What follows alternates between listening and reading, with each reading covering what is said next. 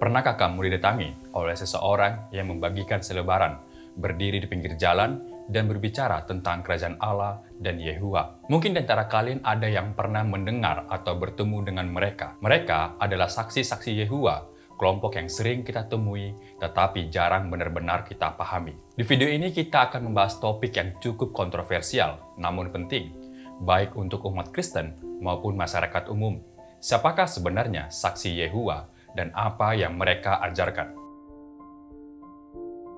Tapi, tahukah kamu bahwa ajaran saksi Yehuwa sangat berbeda, bahkan bertentangan dengan iman Kristen yang sejati, baik Katolik, Protestan, maupun Ortodoks. Dalam video ini, kita akan bahas secara mendalam dan sistematis, siapa sebenarnya saksi Yehuwa, apa saja ajaran inti mereka, mengapa ajaran mereka dianggap menyimpang atau bahkan sesat menurut pandangan Kristen, dan bagaimana sebaiknya kita menyikapi ajaran mereka. Penting untuk saya tekankan, video ini tidak dibuat untuk menyebarkan kebencian atau menyerang pribadi, melainkan untuk mengedukasi berdasarkan fakta, dokumen resmi mereka sendiri, dan ajaran iman Kristen yang telah diajarkan selama 2000 tahun.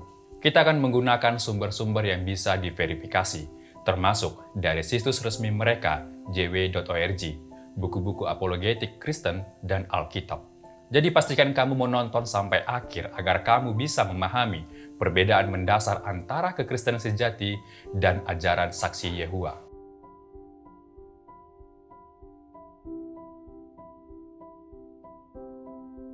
Setelah kita tahu garis besar topik ini, sekarang kita masuk ke sejarah awal mula terbentuknya kelompok saksi Yehuwa. Saksi Yehuwa didirikan oleh seorang pria bernama Charles Taze Russell, lahir tahun 1852 di Pennsylvania, Amerika Serikat.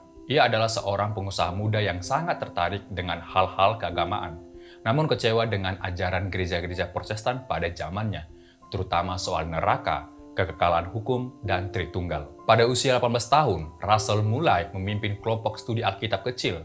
Kelompok ini disebut Bible Students atau pelajar Alkitab. Tahun 1879, Russell mulai menerbitkan majalah berjudul Giants Watchtower and Herald of Christ's Presence yang menjadi cikal bakal Watchtower Bible and Trust Society, organisasi resmi yang menjadi tulang punggung gerakan ini. Watchtower Society menjadi media utama Russell untuk menyebarkan interpretasi Alkitab versinya sendiri yang berbeda dari gereja manapun. Ia menolak ajaran-ajaran Kristen tradisional seperti Tritunggal, keilahian Yesus, keberadaan neraka kekal, salib sebagai simbol iman. Russell meninggal dunia pada tahun 1916. Kepemimpinan kemudian diteruskan oleh Joseph Franklin Rutherford yang memberi dampak besar dalam struktur organisasi mereka. Pada masa Rutherford, tepatnya tahun 1931, kelompok ini mulai memakai nama resmi Jehovah's Witnesses atau Saksi Yehuwa untuk membedakan diri mereka dari kelompok Bible Students lain yang tidak sejalan. Nama ini diambil dari Yesaya 43 ayat 10 yang dalam versi mereka diterjemahkan, "Kamu adalah saksiku," demikian ucapan Yehuwa. Sejak saat itu, organisasi ini berkembang pesat ke seluruh dunia melalui program literatur, kunjungan rumah ke rumah, dan pelatihan misionaris. Hingga kini, markas besar mereka berada di Warwick, New York, dan mereka menerbitkan jutaan literatur setiap tahun dalam ratusan bahasa.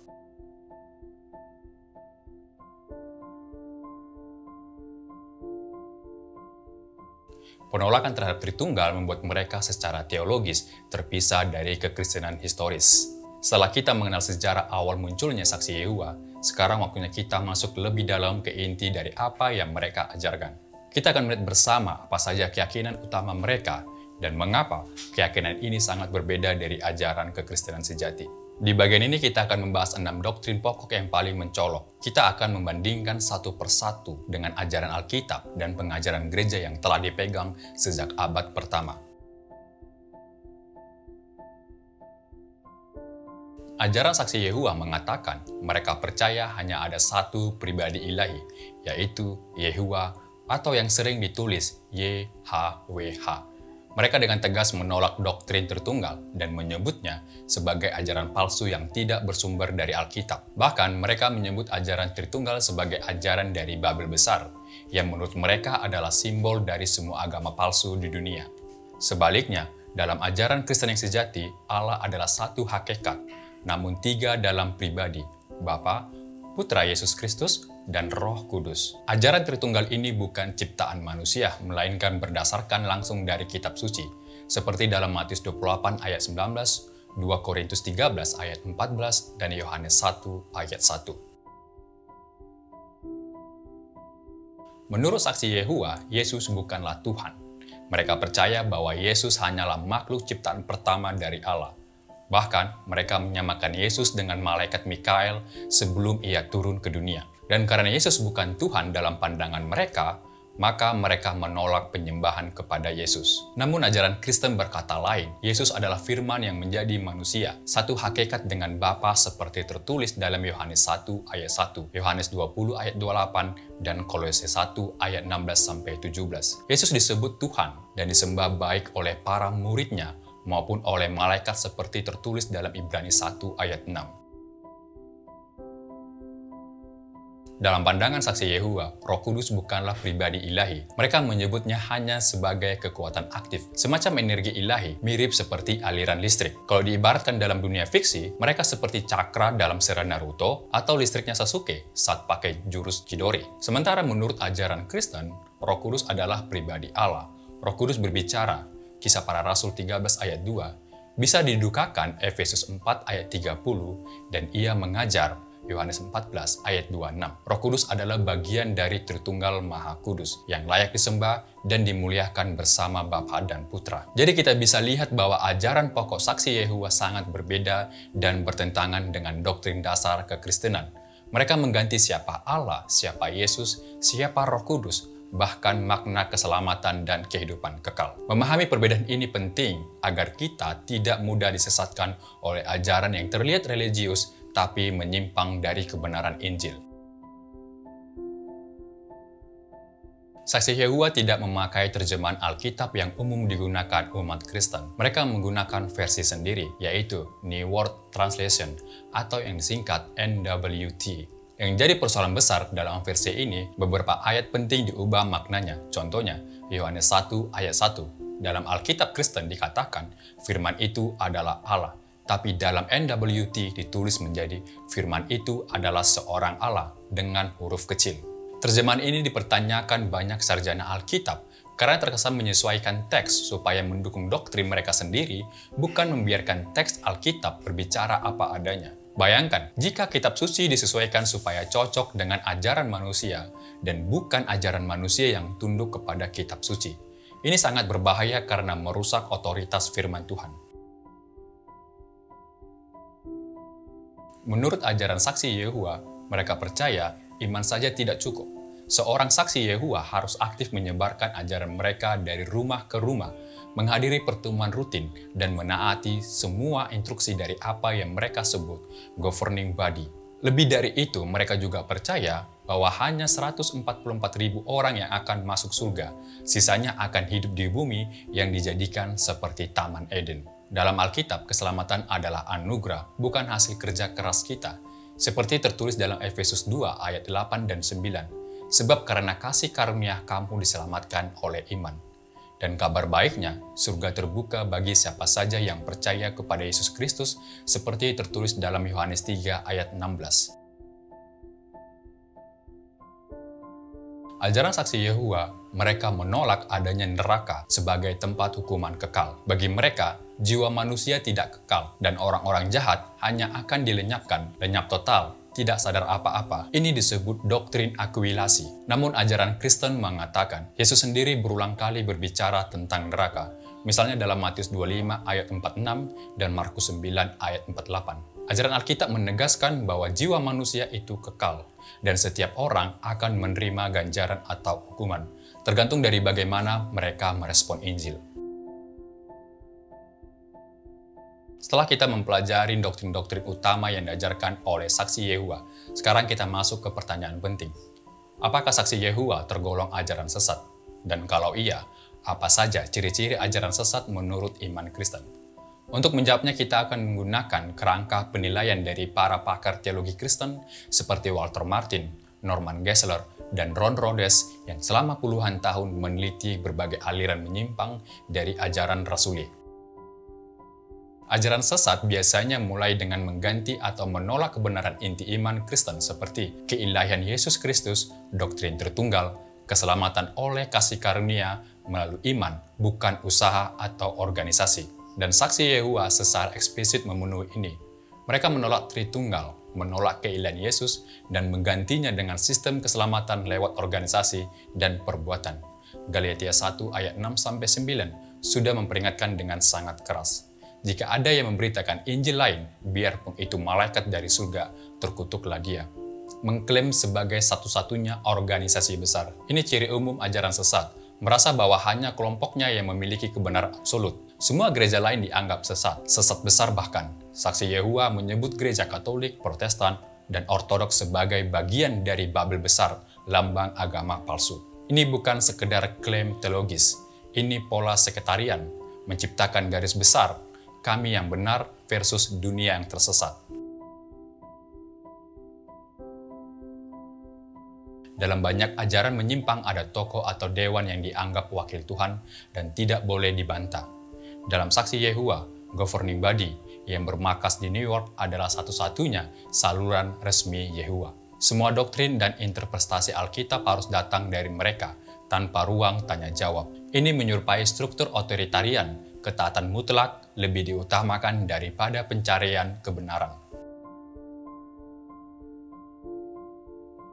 Ciri kultus lain dalam pengendalian sosial, melarang membaca bahan dari luar organisasi, mengisolasi anggota dari kritik, bahkan memutus hubungan dengan keluarga yang keluar. Dalam saksi Yehua, anggota yang keluar disebut disfellowship dan tidak boleh lagi disapa, termasuk oleh keluarga sendiri.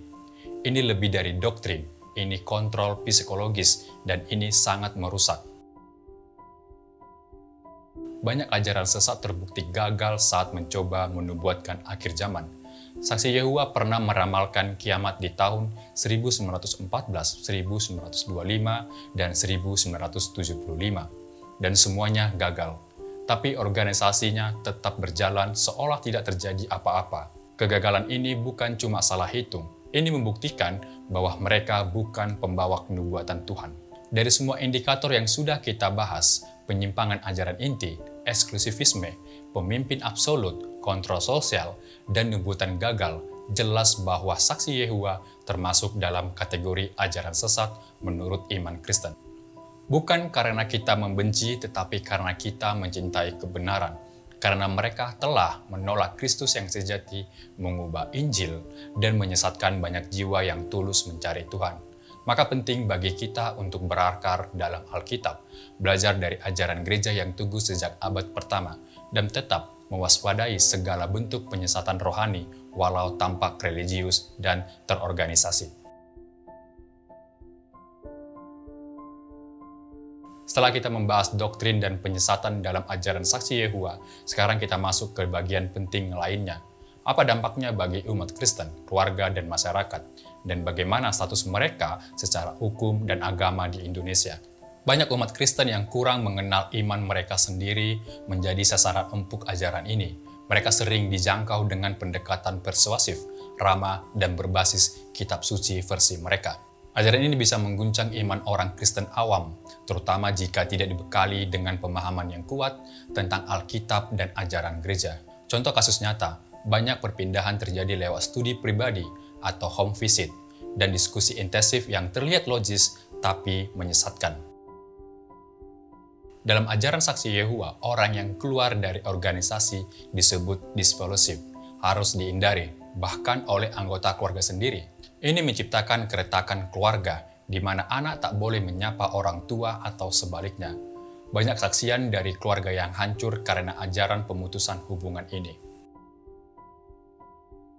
Di Indonesia hanya ada 6 agama resmi yang diakui pemerintah: Islam, Kristen Protestan, Kristen Katolik, Hindu, Buddha, dan Konghucu.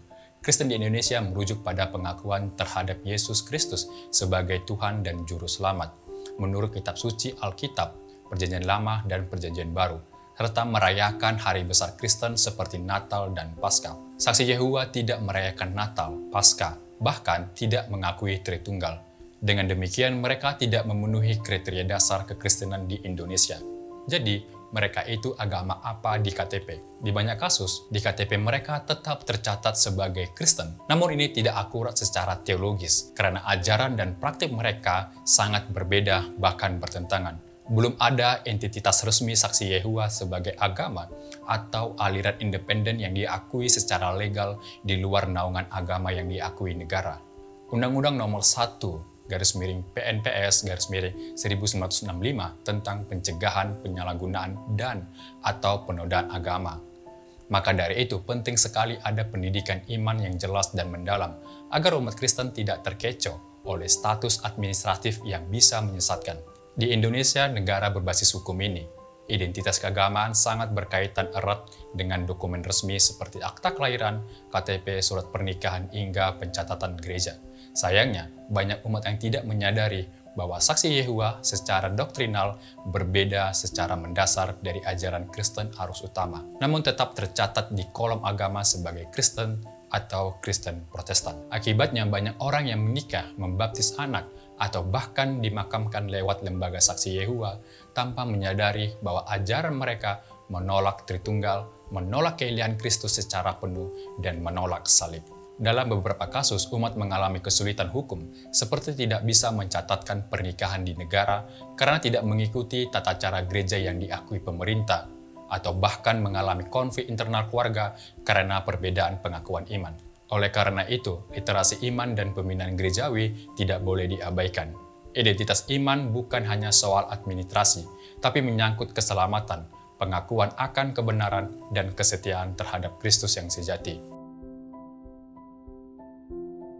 Di beberapa daerah, kehadiran Saksi Yehua menimbulkan penolakan sosial karena dianggap memecah belah dan meresahkan masyarakat. Contohnya, beberapa kegiatan mereka pernah dibubarkan secara paksa di berbagai daerah. Pemerintah Indonesia secara umum memantau aktivitas keagamaan mereka karena dianggap menyimpang dari norma agama resmi. Penolakan bukan karena kebencian, tapi karena masyarakat melihat adanya penyimpangan dari nilai-nilai Kristen dan Pancasila. Ajaran Saksi Yehua bukan hanya menyimpang secara teologis, tapi juga menimbulkan dampak sosial, keluarga, bahkan kerancuan administratif di Indonesia. Mereka sering tercatat sebagai Kristen, tapi tidak mengakui Tritunggal, Natal, dan Paskah. Artinya secara iman mereka bukan bagian dari kekristenan sejati. Sebagai umat Kristen, kita punya tugas untuk menguatkan iman kita sendiri, mengedukasi sesama saudara seiman, melawan penyesatan bukan dengan kebencian, tapi dengan kebenaran dan kasih. Gereja secara tegas menyatakan bahwa ajaran Saksi Yehua adalah penyimpangan dari iman Kristen. Namun kita dipanggil bukan hanya untuk menolak, tetapi juga siap menjawab dengan kebenaran kitab suci dan melakukannya dengan kerendahan hati dan kasih. Kita perlu memperkuat iman kita, memperdalam pengenalan akan ajaran sejati, dan berdiri di tengah dunia dengan terang Injil yang murni.